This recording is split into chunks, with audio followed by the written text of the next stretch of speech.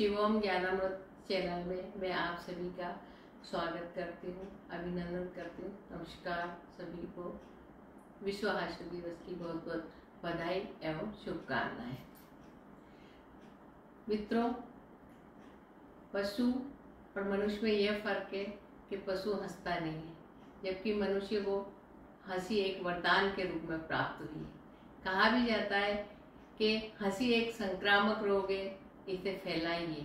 अर्थात हंसते मुस्कुराते रहना चाहिए, परंतु हंसी की भी कुछ मर्यादाएं हैं।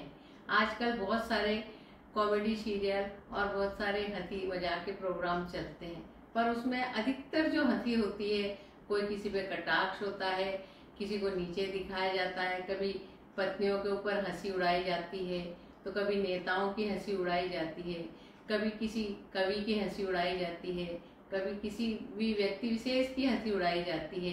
यह गलत है। हंसी हमेशा स्वस्थ होनी चाहिए और हंसी हमेशा मर्यादित होनी चाहिए। हंसते रहना चाहिए, मुस्कुराते रहना चाहिए। और आज महर्षि नारद की भी अवतरण दिवस है, उनकी जयंती और अवतरण दिवस है। आज ज्येष्ठ कृष्ण द्वितीया के दिन महर्षि देवर्षि नारद का अवतरण हुआ था, जो कि अपने हाथों में हमेशा वीणा रखते थे और संगीत के प्रकांड विद्वान और भगवान नारायण का हमेशा स्मरण करते रहते हैं। मैं आज आपको अपनी कहानी की ओर ले चलती हूँ। आप कृपया वीडियो को पूरा देखें और आपने अभी तक मेरे चैनल को सब्सक्राइब नहीं किया हो तो कृपया सब्सक्राइब करें और वीडियो पसंद आए तो लाइक शेयर जरूर करें। तो कहानी का शीर्षक है सपने के द्वारा असाध्य सजा दूर हुई। तो एक बालिका थी जो बहुत ही भोली थी।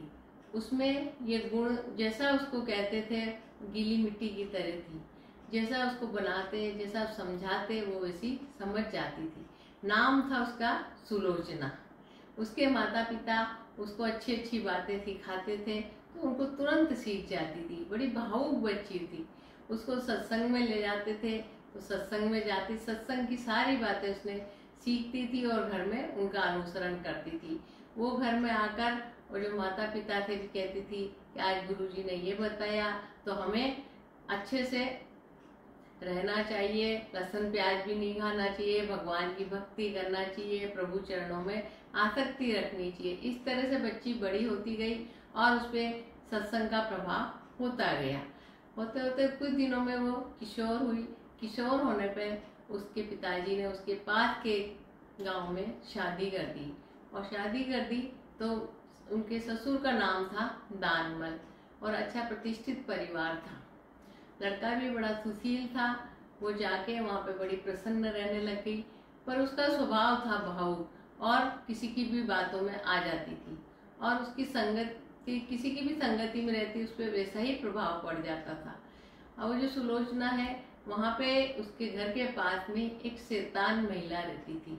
वो शैतान महिला उसको देख के और उसके पास आती है और उससे दोस्ती करती है। शैतान महिला का यही काम था कि जो भी कोई सीधी सादी लड़कियां आए उनको अपने जाल में फंसाए और उसे बहुत मीठी मीठी बोलती तो उसकी बातों में आने लगी। बहुत दिनों तक उसे घर पे आना जाना शुरू कर दिया और उसको खाना खाना सिखा दिया। खाने में उसने ऐसी चीजें सिखाई जो कि मांस और अंडा, ये भी उसको सिखा दिया और उसने सीख लिया। उस पर संगति का बहुत ज्यादा असर पड़ता था। अच्छे लोग मिलते तो अच्छी बन जाती थी और जब दुष्ट या बुरे लोग मिलते तो वे सही हो जाती थी। तो वो सास ससुर से छुपा के और उसके यहाँ पे ये चीजें भी खाने लगी।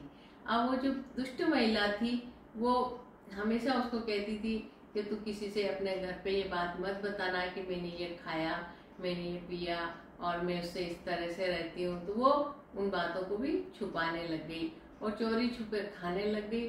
सास ससुर को, पति को अपनी बात नहीं बताती थी।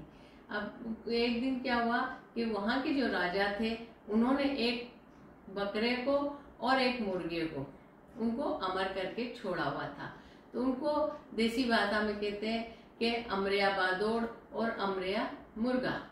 तो दोनों थे, वो अच्छे से घूमते थे। अब ये जो दुष्ट महिला थी, इसको मांस खाने का बहुत शौक था, तो वो हमेशा इस सुलोचना को कहती कि किसी तरह से ये मुर्गा और ये बकरा और हमें खाने को मिले, कैसे खाएं। तो वो उसकी बातों का उस पर सुलोचना पे इतना प्रभाव हुआ कि वो सोचने लगी, और सोचते सोचते उसने प्लान बनाना भी शुरू कर दिया कि कैसे इस मुर्गे को अपन पकड़ें।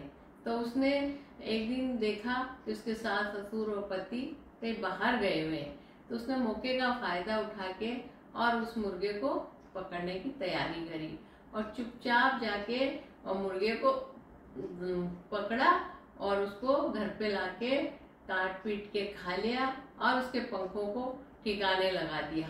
और आके और हमेशा दोपहर में वो उस दुष्ट महिला के घर पे जाती थी, वो उसकी सहेली बनी हुई थी। वहां जाके और खूब प्रसन्न होकर उससे बातें करने लगी। उसने कहा, सुलोचना आओ आओ सुलोचना, आज तुम बड़ी प्रसन्न नजर आ रही हो, क्या बात है? बोले कुछ नहीं, ऐसे ही।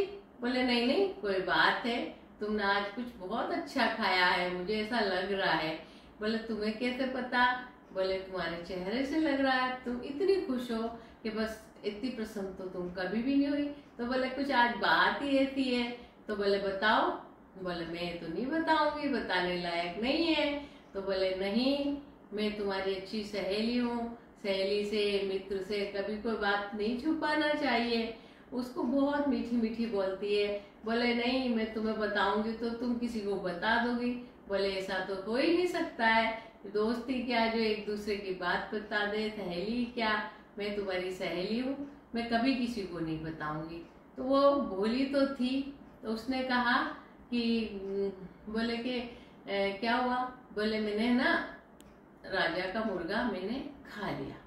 बोले अरे तूने खा लिया? बोले हाँ। बोले सच बोल रही है? बोले हाँ। इतने में क्या हुआ था कि राजा को पता चला कि उसका जो अमरिया मुर्गा है वो किसी ने चुरा लिया।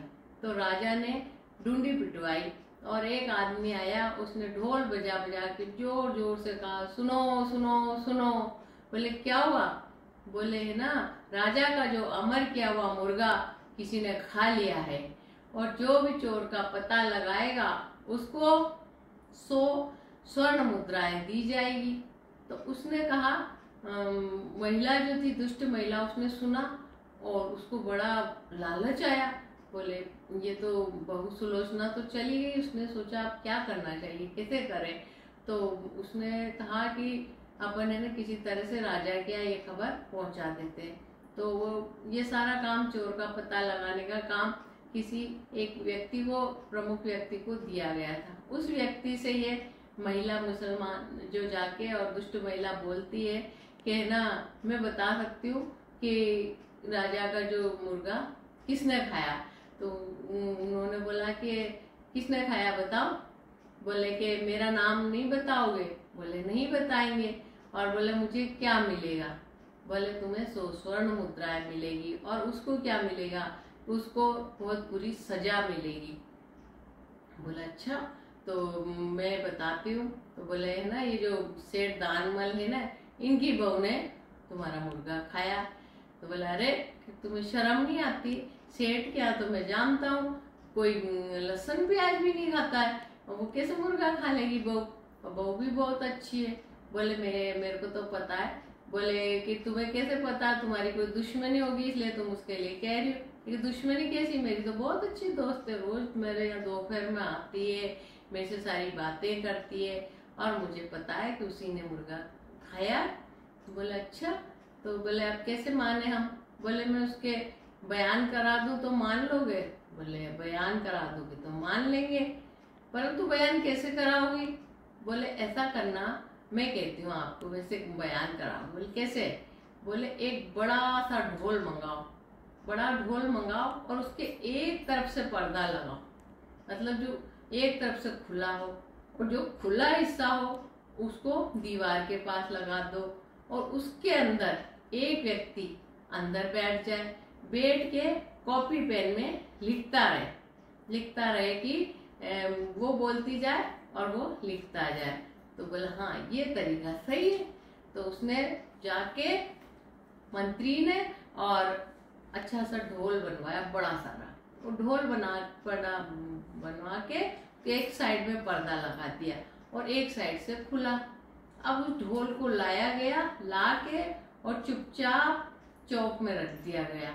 उसके अंदर एक हाकम बैठ गया, वो कॉपी पेन लेके बैठ गया।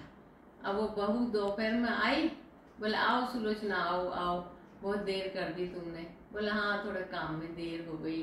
बोले कैसी हो बहन? के बहुत अच्छी हूँ। तो बोले के बहन एक बात पूछूं कि राजा का जो मुर्गा है उसमें तो कई सारे रक्षक है और तुमने कैसे उसको पकड़ लिया? पकड़ना ही बहुत मुश्किल है। तो बोले बहन कोई तो राजा के रक्षक नहाने में लगे थे, कोई धोने में लगे थे, कोई बातों में लगे थे। मैंने तो ऐसे दाना दिखाया और वो आ गया। आते ही मैंने पकड़ लिया। फिर क्या किया? बोले कि फिर पकड़ा न मैंने। तो बोले सुन सुन ढोल बहू के बोल। वो बोली सुन सुन ढोल बहू के बोल। और फिर आगे बढ़ी। बोले क्या किया? फिर बोले मैंने ऐसे ऐसे इसको काटा। फिर क्या हुआ? बोले सुन सुन ढोल बहू के बोल। सुन रहे ढोल बहू के बोल। अब वो बोले कि मैंने काट पीट के और बना लिया। फिर उसके तूने पंखों का क्या किया? बोले सुन रहे ढोल बहू के बोल। बोले मैंने उन पंखों को जमीन में गाड़ दिया और मैंने सब्जी बना ली और मैंने खा लिया। मुझे बहुत अच्छा स्वाद आया, बहुत अच्छा लगा। तुम्हारा धन्यवाद है जो तुमने मुझे इतनी अच्छी चीजें खाना सिखा दिया। मेरे पियर में तो कोई नहीं खाता था और मेरे ससुराल में भी कोई नहीं खाता है, पर तुम्ही ने मुझे सिखाया तो मुझे तो बहुत अच्छा लगा। तो सुन रहे ढोल बहू के बोल, सुन रहे ढोल बहू के बोल। तो उसको लगा कि अरे ये बार बार क्यों कहती है सुन रहे ढोल बहू के बोल, सुन सुन ढोल बहू के बोल। एकदम बुद्धिमान तो थी, एकदम उसका दिमाग चला और उसने चारों तरफ देखा। बोले कहीं कुछ है तो नहीं। देखा तो अरे ये ढोल पड़ा है बड़ा भारी, कहीं ऐसा नहीं हो कि महिला मुझे फंसा दे। उसने कहा इस ढोल में कोई चक्कर हो सकता है। तो उसने कहा कि चलो जब भी दुख आता है, तो उसने सुना हुआ था गुरु के द्वारा कि कभी भी कोई संकट आए तो संकट के घड़ी में गुरु का स्मरण करना चाहिए। उसने मन ही मन गुरु को प्रणाम किया कि गुरु जी मुझे बचाओ। गुरु जी को प्रणाम करते ही उसकी बुद्धि निर्मल हो गई और बुद्धि निर्मल होते उसको विचार आया कि गुरु जी कहते थे कि ऐसी बातों को जो भी संसार में जो कुछ सुख है, दुख है, हानि है, लाभ है, जीवन है, मरण है, सब स्वप्नवत है। ये सब संसार सपने की तरह है और जाग जाओ इससे तो कुछ भी नहीं है, सब झूठा है। संसार को स्वप्न जानो, झूठा समझ के व्यवहार करो और जिस प्रकार से आदमी रोल अदा करता है ऐसे संसार में आके रोल अदा करो और मन से प्रभु का ध्यान रखो, इसमें लिपायमान मत हो। उसको एकदम ध्यान आया, उसने कहा इसको सपने में डाल देते। तो बोलती है फिर क्या हुआ बहन, मेरी नींद खुल गई और ऐसा मैंने स्वप्न देखा। और उसने ये सुना, अंदर से जो आदमी बैठा था वो बाहर निकला और एक झापड़ उस महिला के लगाई। बोले कि तू सपने की बातें लिखाती है, सपने तो हमें भी उल्टे पुल्टे आते हैं, बहुत सारे, सब दुनिया को आते हैं, सपने की बातें भी कभी सच होती है, तुम ये क्या कर रही थी? तो फिर उसने सोचा कि आज मैंने गुरु का ज्ञान नहीं सुना होता और स्वप्न में इसको नहीं डाला होता तो आज मुझे घोर सजा मिलती और मेरा क्या होता, मेरे जगत में बदनामी हो जाती और जगत में मैं संकट में पड़ जाती। तो इस प्रकार से हमेशा इस कहानी से हमें ये शिक्षा मिलती है कि संगति हमेशा अच्छी करनी चाहिए, क्योंकि जहाँ जैसी संगत करी तहाँ ते सो फल दीन। कदली सीप भुजंग मुख एक बूंद गुण तीन।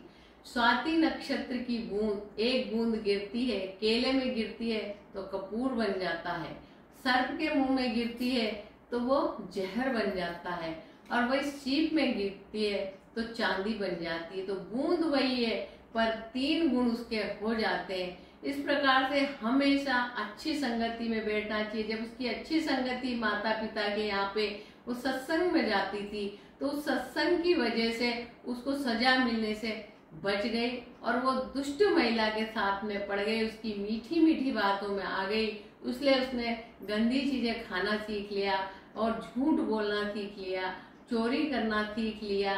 तो हमेशा बुरी संगति से बचना चाहिए। जैसे कि हम कभी भी कोई गंदे नाले के पास से निकलते हैं तो हमें बदबू आए बिना नहीं रहती, चाहे हम कितना ही नाक पे कपड़ा बांध ले पर बदबू आती ही है। इसी प्रकार से अब हम किसी खुशबूदार गार्डन के पास से निकलते हैं जो फूलों से लदा हुआ है, तो वहाँ कोयल की आवाज आएगी, पपीहे की आवाज आएगी, मोर है कू कू करेगा। तो इस तरह से संगति का असर व्यक्ति पे पड़ता ही है। कुछ लोग ऐसे होते हैं जो मजबूत होते हैं, उन पे संगति का असर नहीं होता। जैसे कहते हैं कि जो रहीम उत्तम प्रकृति का करी सके कुसंग, चंदन विष व्यापे नहीं लिपटे रहत भुजंग। चंदन में विष नहीं आता, चाहे कितने सांप लिपटे रहे परंतु उसमें नहीं आता। तो इस तरह से कुछ लोग बहुत ही मजबूत होते हैं, उन पर संगति का असर नहीं पड़ता। परंतु जो भावुक है और जो बच्चे हैं जो ज्यादा नहीं समझते, उनको माता पिता का कर्तव्य है उनको अच्छी संगति दे। बचपन के संस्कार जीवन में हमेशा काम आते हैं, इसलिए अच्छी माताओं की आवश्यकता है जो बच्चों को अच्छे संस्कार दे, अच्छी संगति दे। यही मेरा आपसे कहना है। आप सभी को मेरी बातों को सुना उसके लिए धन्यवाद, बहुत बहुत